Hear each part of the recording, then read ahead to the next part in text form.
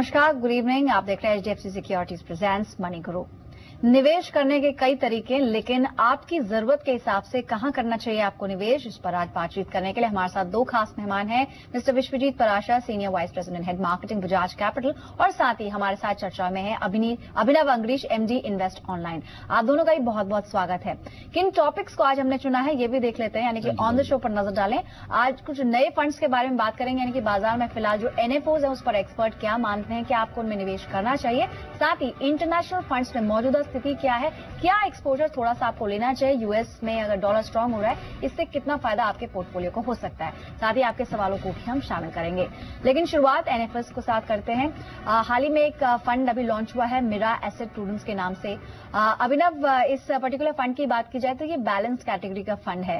इस फंड पे हालांकि अभी लॉन्च को ज्यादा समय नहीं हुआ, 8 जुलाई को ये फंड खुला था और 22 जुलाई तक इसमें निवेश हो सकता है। यानी कि बंद होगा, ओपन एंडेड फंड है। इस पर्टिकुलर फंड को लेकर और खासतौर पर बैलेंस फंड्स में जो ये नया फंड आया है उस पर आपकी राय क्या है? थैंक्स पल्लवी, देखिए बैलेंस फंड से एक जनरली एक मॉडरेट रिस्क एवर्स इन्वेस्टर के लिए होता है। अगर आप थोड़ा सा रिस्क एवर्स हैं इक्विटी में डायरेक्ट इन्वेस्टमेंट करने के लिए, तब हम रिकमेंड करते हैं कि आप बैलेंस फंड की तरफ इन्वेस्ट करें।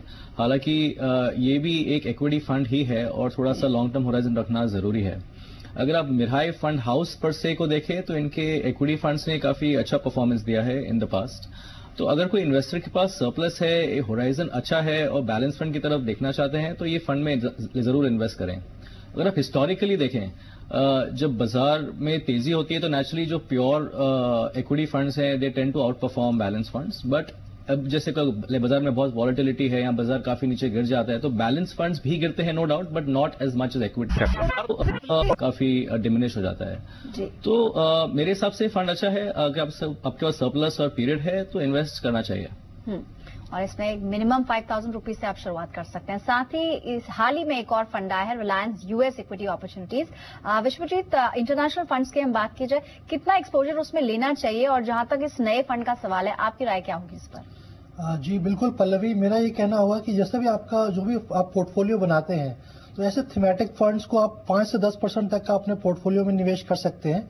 यूएस इकोनॉमी काफी अच्छा कर रही है। हाल ही में देखा गया है कि कुछ इंटरेस्ट रेट हाइक होने की बात भी हो रही है, तो मेरे हिसाब से डॉलर भी काफी मजबूत हो रहा है। तो यूएस में अगर आप इंटरनेशनली कुछ एक्सपोजर लेना चाहते हैं तो 5 से 10% के करीब आप इस फंड में निवेश कर सकते हैं। एक अच्छी अपॉर्चुनिटी है क्योंकि ओवरऑल यूएस की इकोनॉमी देखें तो ग्रो होती नजर आ रही है। अगर इकोनॉमी ग्रो करेगी तो स्टॉक्स ग्रो करेंगे, तो शायद इस फंड की परफॉर्मेंस में भी अच्छे रिटर्न्स आ सकते हैं। चलिए, ये तो फंड स्पेसिफिक आपकी राय हुई, लेकिन अभिनव अगर हम ओवरऑल बात करें, फिलहाल डॉलर में जो मजबूती है, क्या आपको लगता है ऐसे में करंट सिनेरियो में इन्वेस्टर्स को यूएस बेस्ड फंड्स की तरफ देखना चाहिए? आपको अट्रैक्टिव लग रहे हैं या फिर आपका नजरिया कुछ डिफरेंट है यहाँ पर? देखिए पल्लवी, जैसे विश्वजीत ने बताया, अगर किसी को स्पेसिफिकली एक ऑफशोर या यूएस बेस्ड इन्वेस्टमेंट्स के इक्विटी में इन्वेस्ट करना है तो उन्हें वो कॉल लेना चाहिए। Naturally the risk is very high because एक आपके पास डॉलर का रिस्क है प्लस एक स्पेसिफिक यूएस इक्विटी थीम है। मैं नहीं जानता हमारे कंट्री में से कितने एनालिस्ट्स हैं जो यूएस इक्विटी इतना ट्रैक करते हैं जो आप अपनी इंडियन इक्विटी करेंगे। तो अगर मेरे इन्वेस्टर मुझे पूछे तो मैं उनको रिकमेंड करूंगा कि हमारे पास ही हमारे यूनिवर्स में इतने फंड्स हैं चूज करने के लिए, एंड आई एम श्योर हमारी economy is also growing and will definitely grow much faster and at a higher pace than US. तो बाहर जाने की जरूरत क्या है? जो हम यहाँ पे रिसर्च कर सकते हैं हमारे स्क्रिप्ट्स और इक्विटी के लिए without the risk of dollar, ना उसको हेज करने की जरूरत है ना कुछ है, तो क्यों बाहर करें? हमारे पास ही ऑप्शन इतने हैं तो हम यहाँ इन्वेस्ट करेंगे। इनफैक्ट कुछ और मार्केट्स का भी मैं जिक्र करना चाहूंगी विश्वजीत। अगर हम कुछ आंकड़ों की बात करें तो जनवरी से जून का जो समय बीता, यानी जो पहले 6 महीने थे इस साल के, भारतीय इक्विटी फंड्स में लगभग 950 करोड़ डॉलर का इनफ्लो देखने को मिला। लेकिन अगर हम कंपेयर करेंगे अदर एशियन मार्केट से लाइक चाइना, वहां पर बहुत ज्यादा आउटफ्लो देखने को मिला। और एक फिगर इनफैक्ट कहती है कि $1700 करोड़ इतना आउटफ्लो इस फर्स्ट 6 मंथ्स में हुआ है। तो एज ऑफ नाउ अगर हम ओवरऑल बात करें, ना सिर्फ हम जैसे यूएस फंड्स के बारे में हमने बात की, लेकिन जो अभी जो सेंटिमेंट है उसको देखते हुए आपका क्या विचार बनता है इंटरनेशनल फंड्स को लेकर? जी, जैसा कि मैंने अभी शुरू में भी कहा कि टोटल ओवरऑल पोर्टफोलियो में कितना परसेंट पोर्टफोलियो आपका इसमें इंटरनेशनल फंड्स होना चाहिए, वो एक्सपोजर 5 से 10% मैक्सिमम हो सकता है। तो उससे ज्यादा रिस्क लेने का कोई फायदा नहीं है। अभिनव ने भी यही कहा कि जब इंडियन मार्केट ऑलरेडी ग्रो कर रही है और सारी दुनिया हमारे ऊपर नजर रख रही है तो हम बाहर क्यों निवेश कर रहे हैं। तो मैं भी उनसे सहमत हूं पूरी तरीके से। जहां तक कि चाइना मार्केट है, चाइना में अभी जैसे कि आपने क्रैश देखा और कुछ स्टॉक्स को अभी ट्रेडिंग हो ही नहीं सकती है।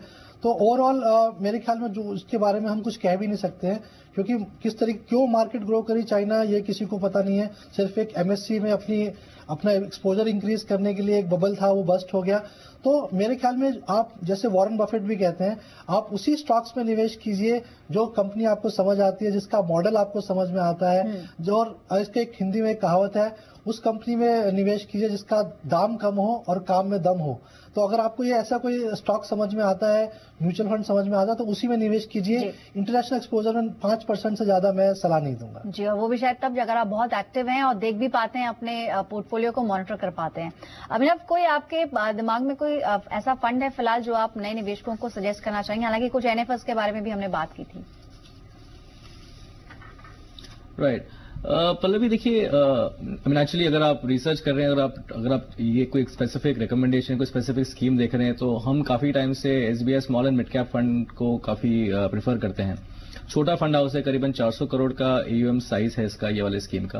बट अगर आप हिस्टोरिकली इसके टेक्निकल्स भी चेक करें, जैसे अभी करंटली ये एक 0.8 बीटा के आसपास चल रहा है। बीटा इन द सेंस कि वो 20% मार्केट की वॉलेटिलिटी से बेहतर परफॉर्म कर रहा है। स्मॉल मिड कैप स्पेस में कम बीटा और लोएस्ट बीटा रहना एक काफी टफ टास्क है, और इससे कंसिस्टेंटली लास्ट 5 साल से ऐसा परफॉर्मेंस भी दिया है। तो राइट स्टॉक पिक्स, इतने बड़ा यूनिवर्स है स्मॉल एंड मिड कैप का, करीबन आपके पास 4 से 5 हजार कंपनियां हैं, उसमें वो राइट मिक्स रखना और कंटिन्यूसली कंसिस्टेंटली परफॉर्म करना, ये काफी एक इंटरेस्टिंग कॉम्पोजिशन है जो एक फंड मैनेजर के पास है यहाँ पे। तो हमको ये फंड काफी अच्छा लगता है। मुझे ये भी कहना चाहिए कि naturally small and mid cap है तो काफी अग्रेसिव है, और नेचुरली आप high risk high return situation है, तो अगर आप एक्सपोजर ले रहे हैं तो आप पहले समझें कि ये फंड में क्या है और क्यों आपको इन्वेस्ट करना चाहिए। अगर नहीं आपको लगता कि स्मॉल एंड मिड कैप की जो वॉलेटिलिटी जनरली मार्केट में होती है आप वो डाइजेस्ट कर सकते हैं, तो आप लार्ज कैप इन्वेस्टमेंट में ही सुखी रहेंगे। जी। तो SBI small and mid cap, अगर इसके 3 साल का परफॉर्मेंस देखा जाए तो लगभग 42% से ज्यादा का रिटर्न देखने को मिला है। 5 साल में भी 24% रिटर्न इस फंड ने दिया है, और जब से लॉन्च हुआ है तब से अब तक भी कंसिस्टेंटली 22% का रिटर्न देखने को मिला है। लेकिन यहाँ पर ये बात ध्यान में रखनी होगी कि पिछले 1 साल में बहुत अच्छा रन अप मिड कैप शेयरों में देखने को मिला, जिसका फायदा सीधे सीधे इस पर्टिकुलर कैटेगरी के फंड्स को मिला है। विश्वजीत, कोई फंड आपके ध्यान में आ रहा है, या फिर आप इस कैटेगरी के बारे में कुछ इनफैक्ट हमारे इन्वेस्टर्स को, निवेशकों को सलाह देना चाहेंगे? जी बिल्कुल। कोई भी स्कीम, जैसे भी आप देखते हैं कि मैंने देखा है कि 1-2 साल में वो टॉप 3 स्कीम्स बदलती रहती हैं। तो आपका पोर्टफोलियो कोर होना चाहिए, एसेट एलोकेशन बेस्ड होना चाहिए कि आपने एक लार्ज कैप में करना है कि मिड कैप में करना है। बट मेरे हिसाब से एसबीआई ब्लू चिप फंड एक अच्छा फंड है जिसकी काफी कंसिस्टेंट परफॉर्मेंस रही है। लार्ज कैप फंड है तो उसमें गिरावट आने के चांसेस भी कम रहते हैं, और बड़ी कंपनियों में निवेश करते हैं। तो मेरा ये मानना है कि अभी लास्ट 6 महीने से हम देख रहे हैं कि मिड कैप में एक रैली चल रही है, और आते समय में मुझे ऐसा लगता है कि लार्ज कैप फंड्स में एक अच्छे रिटर्न्स आने की उम्मीद है। तो उसमें भी एसबीआई ब्लू चिप अच्छा नजर आता है और काफी अच्छा ट्रैक रिकॉर्ड है। तो मेरे हिसाब से एसबीआई ब्लू चिप एक अच्छा स्टॉक म्यूचुअल फंड रहेगा। यानी वैसे क्या आपके जोखिम क्षमता के आधार पर भी आपको निवेश करना होगा, क्योंकि अभिनव की तरफ से एक मिड कैप और स्मॉल कैप फंड आपको दिया गया था। क्योंकि अगर आप थोड़ा सा एग्रेसिव पोर्टफोलियो बनाना चाह रहे हैं तो आप इस तरह के फंड चुन सकते हैं। अदरवाइज एसबीआई ब्लू चिप, इसका रिटर्न भी अगर हम कंपेयर करें कि किस तरह का रहा है, तो पिछले 3 साल में यहाँ पर भी 27% का रिटर्न इस फंड से मिला है। कंसिस्टेंट परफॉर्मर रहा है। 5 साल में भी लगभग 15% का रिटर्न इसने एनुअलाइज बेसिस पे दिया है। चलिए, ये फंड्स की बात हुई और एक्सपर्ट्स ने अपनी राय भी रखी, लेकिन अब शुरुआत करते हैं सवाल जवाब के सिलसिले की। और सबसे पहले गणेश जी ने सवाल भेजा है। गणेश शेजावलकर नासिक से इन्होंने सवाल भेजा है। बता रहे हैं कि 42 इनकी उम्र है और मैरिड हैं। फिलहाल उनके बच्चे हैं, 2 लड़कियां हैं इनकी और 1 लड़का है जिसकी उम्र 12 साल से कम है। जहां तक एनुअल इनकम सवाल है तो 10 लाख रुपए एनुअल इनकम है। फिलहाल एक लोन भी ये पे कर रहे हैं जो अब बकाया अमाउंट है 20 लाख के आसपास है। यानी अगर इनकी सभी लायबिलिटीज को देखा जाए 40,000 की ईएमआई ये फिलहाल पे कर रहे हैं, और इन्हें अगले 6 साल के अंदर 1 करोड़ रुपए का एक कॉर्पस जमा करना है। तो कैसे शुरुआत करें? आई थिंक विश्वजीत, इनका जो समय होराइजन बहुत ही छोटा इन्होंने रखा है, लेकिन उस हिसाब से बहुत ज्यादा एम्बिशियस गोल इन्होंने रखा है। ऐसे में कुछ चेंजेस करने की जरूरत है? जी बिल्कुल, एम्बिशियस तो आपने बिल्कुल सही शब्द बोला कि केवल 6 साल में करोड़पति बनना चाहते हैं, और एक अच्छा ड्रीम है, होना चाहिए, बहुत अच्छी बात है। मेरी ये सलाह रहेगी कि आज की तारीख में जो इनकी इनकम है और जो इनकी जो लाइबिलिटीज हैं उसको देखते हुए ये गोल अभी अनरियलिस्टिक लगता है। तो या तो आपके पास 40 लाख रुपए करीब हो जिसमें आप निवेश करें, या करीब 50-60 हजार रुपया पर महीना आप SIP ले पाए, तभी आप इस गोल पे पहुंच सकते हैं। तो मेरे हिसाब से अगर ये 10,000 की SIP भी निकालते हैं तो करीब 6 साल में 12-15 लाख रुपए से ज्यादा नहीं बन पाएगा। तो इनको अपनी थोड़ी एक्सपेक्टेशंस थोड़ी टोन डाउन करनी होगी, और इससे ज्यादा रिस्क लेने का कोई फायदा नहीं है। और मेरे हिसाब से जो स्ट्रैटेजी रहेगी, ये लार्ज कैप फंड्स में निवेश करें। HDFC टॉप 200 फंड या रिलायंस टॉप 200 फंड वगैरह में अपनी SIP स्टार्ट कर सकते हैं। जैसे कि SBI ब्लू चिप भी मैंने बताया, तो उसमें भी स्टार्ट कर सकते हैं। अच्छी कंसिस्टेंट रिटर्न रहेगी, 2-3 SIPs लें और थोड़ी सी एक्सपेक्टेशन टोन डाउन करें। जी, इनफैक्ट या तो आप अवधि बढ़ा लें या फिर जो आपने गोल सेट किया उसको थोड़ा सा आपको चेंज करना होगा। जो फंड्स एक्सपर्ट सजेस्ट कर रहे हैं आपके लिए, HDFC टॉप 200 लगभग 18% रिटर्न इसने पिछले 3 साल में दिया है। रिलायंस का भी टॉप 200 फंड है, इसको कंसिडर कर सकते हैं। SBI ब्लू चिप शुरुआत में भी इसका जिक्र किया था, 27% रिटर्न इसने दिया है। इसके अलावा कोटक 50, यहाँ पर भी 31% का रिटर्न देखने को मिला है पिछले 3 साल के अंदर।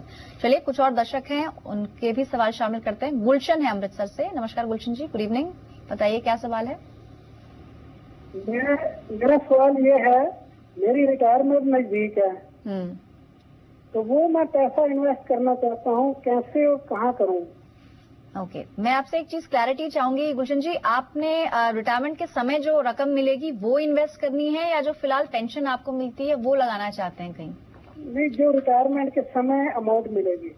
तो लगभग कितना अमाउंट होगा जो आपको निवेश करना है? 50 लाख।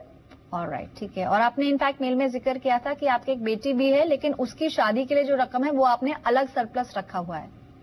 हाँ जी, हाँ जी। मैं इसमें से ये भी चाहता हूँ कुछ मेरे को हर मंथ में मिले।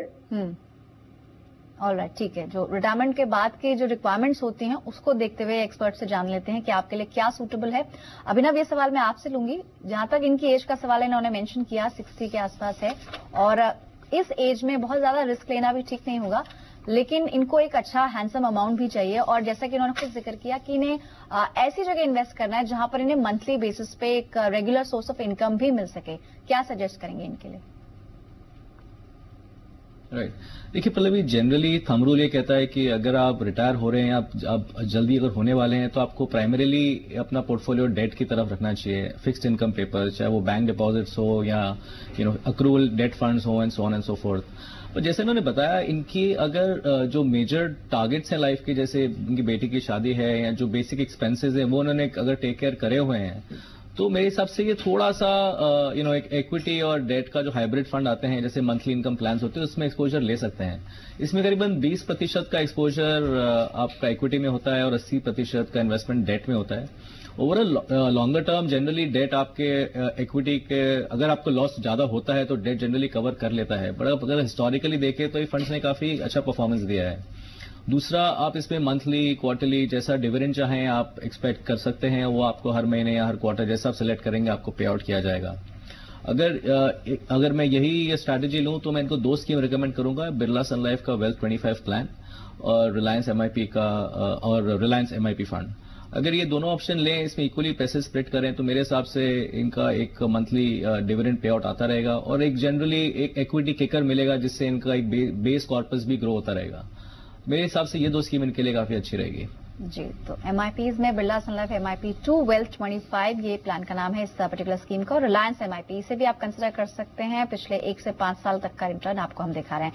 लेकिन डेट फंड्स की भी बात कर लेते हैं। विश्वजीत, कोई नाम आप सजेस्ट करेंगे इनके लिए, कुछ इनकम फंड्स? जी, अभिनव ने काफी अच्छी स्कीम्स ऑलरेडी बता दी हैं, तो मेरे हिसाब से Templeton India short term income fund या HSBC income short term plan ले सकते हैं। और मेरी सलाह ये रहेगी कि अगर ये उसमें सिस्टमैटिक विड्रॉल प्लान ले लें, ताकि ऑटोमेटिकली उनकी एक रेगुलर इनकम बन जाए। इक्विटी सजेस्ट करना ठीक नहीं है, क्योंकि इस एज में इक्विटी एक्सपोजर रिस्की हो सकता है।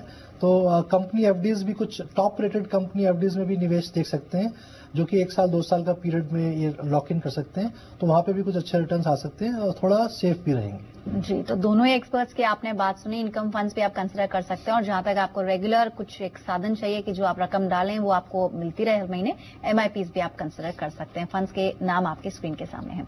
चलिए फिलहाल एक छोटे से ब्रेक के लिए रख रहे हैं। दोनों एक्सपर्ट्स हमारे साथ मौजूद हैं। आप किस तरह से अपने सवाल भेजें एक बार आपको बता दें। आप हमें मेल कर सकते हैं या फिर आप हमें SMS करें। सेव हमारा कोड है, सेव लिखकर आपको अपना सवाल भेजना है 57575 पर, या फिर मेल करें moneyguru@zmedia.slgroup.com पर।